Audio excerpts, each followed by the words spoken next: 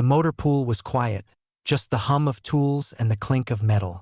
Then a convoy sergeant stopped mid-step, eyes fixed on the black and gold patch on Juliet's sleeve. His face went pale.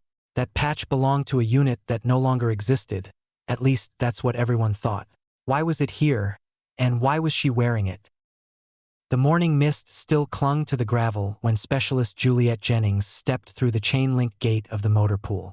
The air smelled of diesel and cold metal, the kind of scent that never really washed off no matter how many showers you took. She carried her tool roll in one hand, coffee in the other, and made her way toward Bay 4, her bay, where the hulking M1070 HET tractor waited like a sleeping beast. She liked these early hours. No one talking, no boots stomping on concrete, no radio chatter bouncing off the walls. Just her and the steady rhythm of work. She climbed onto the M1070's deck, her gloves already snug, and began loosening the mounting bolts on the .50 caliber gun cradle. The weapon itself had been removed yesterday for cleaning, but Juliet was meticulous. Every pivot point, every weld, every mount had to be inspected. If something went wrong out on the road, it wouldn't be because she'd cut corners. A shadow moved in the periphery. Juliet didn't look up. Soldiers passed through here all the time, drivers grabbing logbooks, mechanics fetching tools, but the footsteps slowed. Stopped. "You mind telling me where you got that?" She turned her head just enough to see the speaker. Convoy Sergeant Graham stood at the foot of the M1070, his brow furrowed beneath the brim of his patrol cap. His eyes weren't on her face, they were fixed on her left arm. Juliet followed his gaze to the black and gold patch stitched neatly into her sleeve. It was a winged dagger over a lightning bolt, surrounded by a ring of laurel leaves. Juliet's expression didn't change. "It's just a patch, Sergeant." "That's not just a patch." Graham's voice had lost its usual gravelly casualness. "You know what that means?" She returned to her work without answering. The ratchet clicked in even, calm intervals. Graham lingered another few seconds before backing away. But the damage was done. By the time Juliet climbed down from the M1070 20 minutes later, the whispers had already started. Across the yard, two mechanics paused mid-conversation to glance her way. A pair of drivers, leaning against a Humvee, exchanged looks and muttered under their breath. Juliet could feel the shift, subtle but palpable.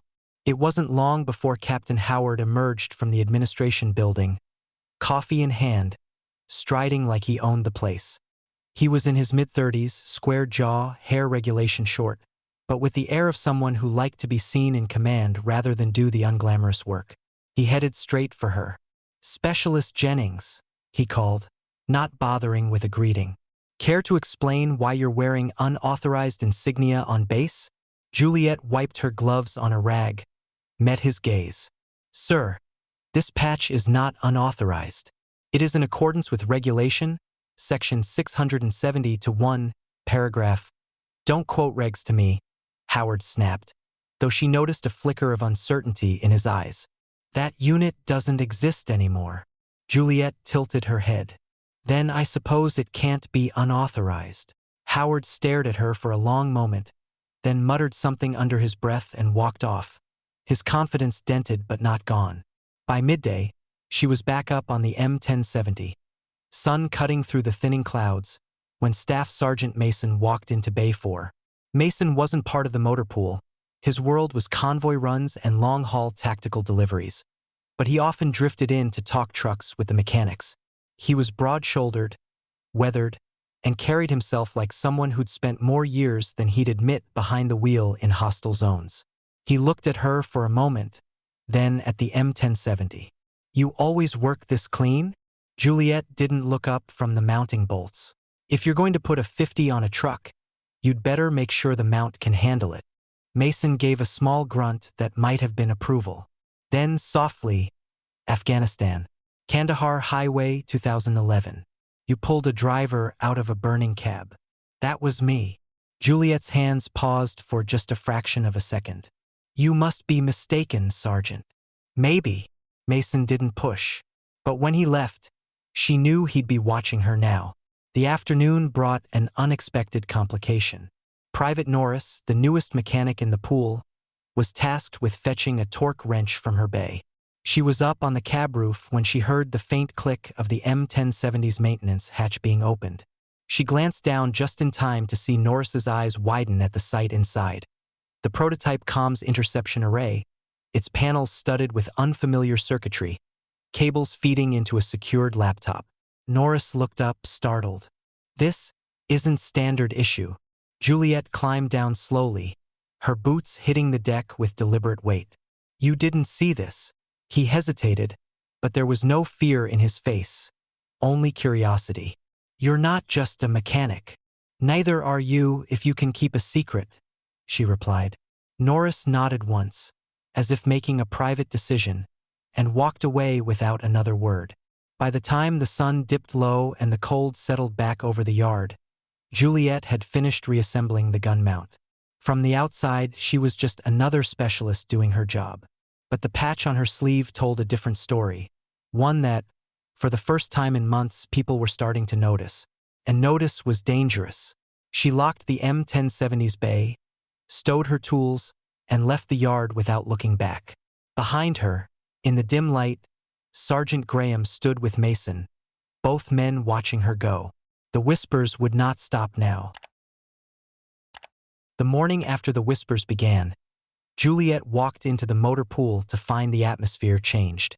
The usual banter was gone. Conversations hushed when she passed, replaced by sidelong glances and the faint scuff of boots on concrete. Even the clang of tools seemed sharper, less casual. She went about her work as if nothing had shifted. Her uniform was neat, her gloves already on, her eyes scanning the day's task list clipped to the wall. The M1070 sat in Bay 4 like an obedient giant, but Juliet's mind was elsewhere, replaying the look in Sergeant Graham's eyes yesterday. Recognition laced with something else. Unease. Captain Howard was in the admin building, speaking in low tones on the phone. Through the glass, Juliet could see him gesturing toward the yard as if describing her movements. She didn't linger. She'd learned long ago that watching a snake didn't stop it from striking. At mid-morning, a convoy returned from a cross-state delivery, bringing with it dust, diesel fumes, and a dozen tired drivers. Mason was among them. He stepped out of his truck, stretched his shoulders, and spotted her across the yard. This time, he didn't hide the look of familiarity. "You've got people talking," he said when he reached her bay. "I'm sure they'll find something else soon enough." He leaned against the side of the M1070. "Not if the right people keep asking the wrong questions. Howard's been on the horn with Battalion HQ since dawn. He's spooked." Juliet tightened a bolt with deliberate care. Spooked people make mistakes. Mason hesitated, then lowered his voice. "Yesterday, after I left here, I dug up a convoy report from 2011. Kandahar Highway. Unnamed female soldier pulled a driver out of a burning cab. No record of her unit. But the man lived." She kept her focus on the wrench. "Sounds like a good story." "It's a fact," he said quietly, then walked away. By noon, Juliet had finished the day's scheduled maintenance on the HET. But her real work began when she closed the bay door, locked it from the inside, and powered up the prototype interception array. The screen glowed with lines of scrolling code, each line a fragment of intercepted chatter from somewhere in the region. The array had been kept on base under tight secrecy for final calibration before transfer to a secure facility, a delay Juliet already hated. Her fingers moved quickly, isolating bursts of encrypted traffic that had spiked over the last 24 hours. The pattern wasn't random. It was a handshake, a coded exchange she'd seen before, back when her unit was alive. Iron Meridian. They were using this base as a relay point. Someone here was feeding them information. Iron Meridian wasn't just a name whispered in briefings. They were a black market syndicate of ex-soldiers and mercenaries, selling military tech to the highest bidder. A sharp knock on the bay door startled her. She killed the display and pulled the tarp over the equipment before unlocking it. Private Norris stood there holding a crate of replacement parts. "Brought what you asked for," he said, stepping inside. His eyes flicked to the tarp but didn't linger. "You know, people are saying you were part of some ghost unit. People say a lot of things." "Yeah. But most roomers don't have captains pacing their office. He set the crate down. I'm not asking questions. If you need someone to keep watch while you're working, I'm around. Juliet regarded him for a moment. He was young, maybe 20, all elbows and earnest eyes. You're volunteering for something you don't understand. Maybe, but I'm a fast learner. That afternoon, Juliet noticed something unusual. A tan maintenance truck parked near the southern fence line, its driver nowhere in sight. She recognized it as one of the pool's fleet, but it wasn't logged out for any job. As she walked past, she caught a glimpse through the open driver's side window. A ruggedized laptop, its antenna extended, running a signal mapping program. Whoever was operating it wasn't working for her. Later, in the mess hall, she found Mason seated alone at a corner table, sipping coffee. She slid into the seat opposite him without asking. There's someone running unauthorized comms gear from inside the yard, she said quietly. Near the south fence. He set his cup down. You sure? Yes, and it's not one of mine. Mason's jaw tightened. If Iron Meridian's already inside, you're out of time. Juliet didn't respond. Her eyes scanned the room instead, noting who looked away when she glanced their direction. Before lights out, Captain Howard made an unusual announcement over the yard PA. All vehicles were to remain locked and keys secured in the armory overnight. Increased threat level, he claimed, though he offered no details. Juliet knew better. He was tightening control, maybe even on orders from whoever was behind the relay truck. Back in her quarters, she reviewed the day's intercepts on a secure handheld. The same coded handshake appeared twice more, each time stronger, closer. The source wasn't just on base, it was moving. Juliet leaned back against the wall, the dim light casting long shadows across the room. The patch on her sleeve lay folded neatly with her uniform, its black and gold stark against the fabric. In the silence, she could almost hear her old unit's voices, cut short in that dusty canyon years ago. She wouldn't let it happen again. The next morning broke under a sky the color of cold steel. The air was still, as if the base itself was holding its breath. Juliet was already in Bay 4, her hands moving over the M1070's controls. When the first spike hit, the prototype's monitor flickered, streams of code tumbling in faster than usual. Her eyes narrowed. The signal handshake she'd tracked yesterday was back, but stronger, sharper. This wasn't routine data. This was a burst transmission, and it was happening now. She yanked her notepad closer, sketching the signal's path. It wasn't static. Whoever was sending it was moving, just as she'd suspected. She followed the trace across the base grid until it aligned with a maintenance bay 2 rows over, one used for long-term vehicle overhauls, supposedly inactive this week. Juliet slipped from her bay, keeping to the shadows of parked trucks. The closer she got, the more certain she became. The faint hum of a generator, the barely audible buzz of high-frequency equipment. Through a narrow gap in the bay doors, she spotted the tan maintenance truck she'd seen by the fence yesterday. Cables ran from its rear compartment into a ruggedized comms terminal on a folding table. And behind it, a figure hunched over the keyboard, head down, face hidden under a ball cap. Juliet memorized the layout and stepped back. Charging in now would blow her cover without proof. She needed to time it right, catch them mid-transmission. She was halfway back to her bay when the base alarms erupted. A deep, bone-shaking whump rolled through the ground, followed by the shriek of metal on metal. Smoke curled over the far perimeter. Then the loudspeaker crackled. Perimeter breach. All personnel to defensive positions. Juliet sprinted to Bay 4, shoving the door open. Norris was already there, his eyes wide. They're inside the fence. She vaulted into the M1070's cab. Start loading the gun mount. Get the ammo belts from the storage cage. Now!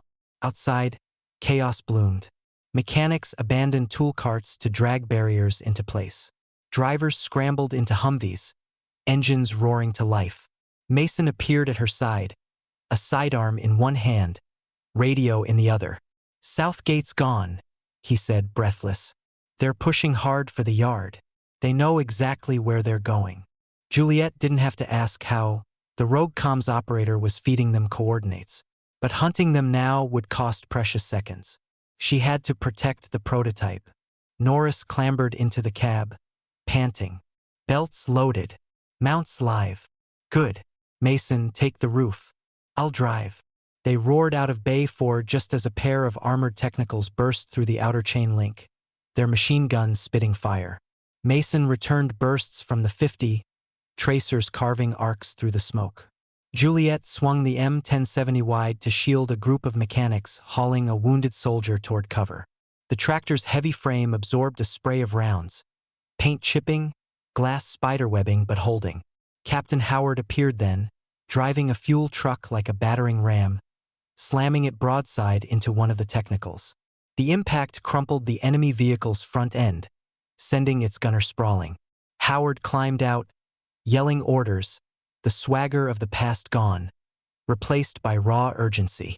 Juliet kept the M1070 moving, weaving between bays, never letting the prototype sit still long enough to be targeted. Through the side mirror, she caught sight of a figure in the smoke, the ball cap, the same stance from the comms bay.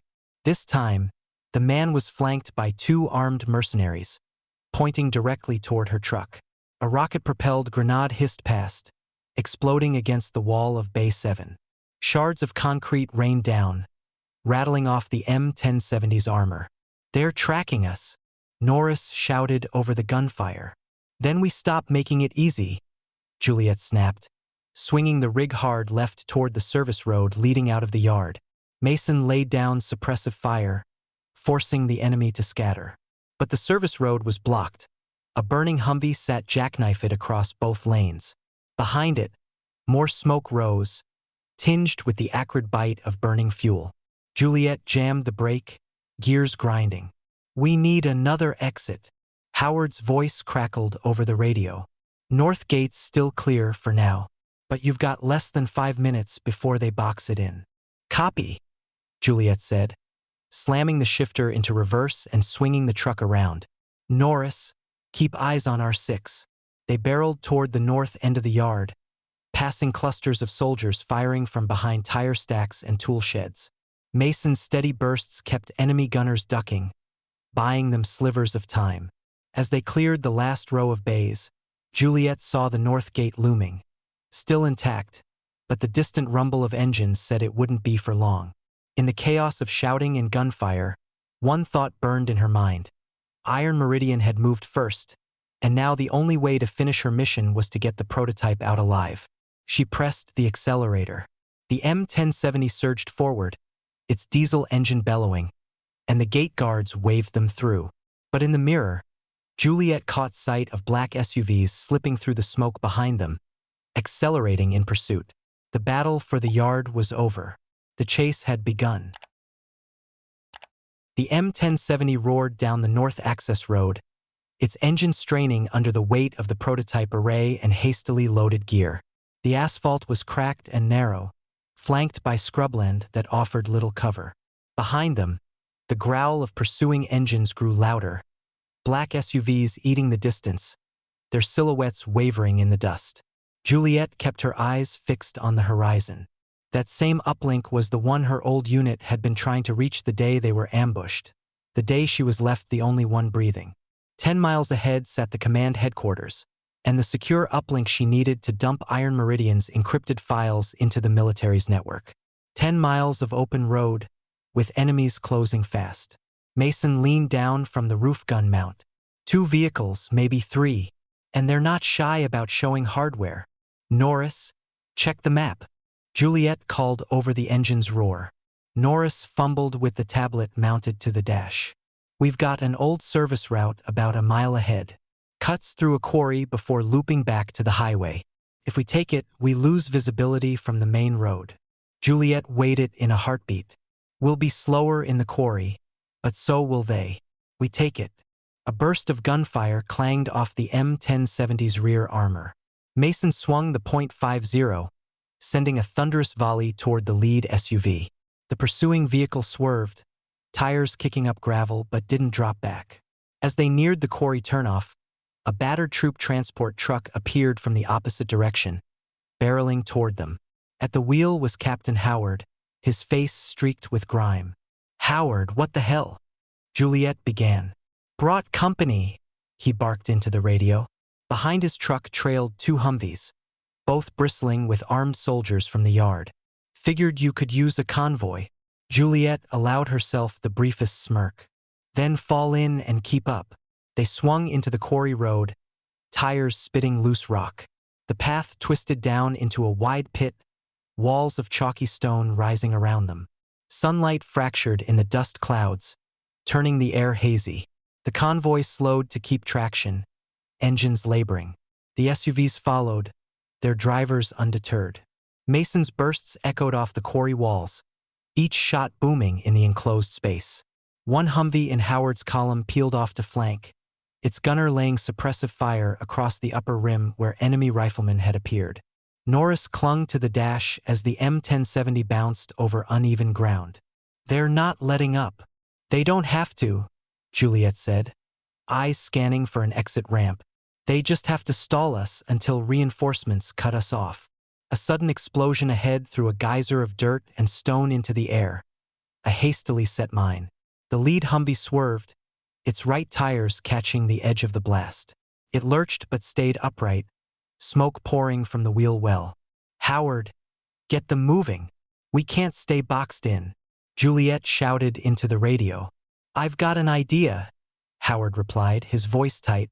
His truck gunned forward, swerving between Juliet's M1070 and the nearest SUV. With no hesitation, he rammed the SUV broadside, forcing it into a boulder.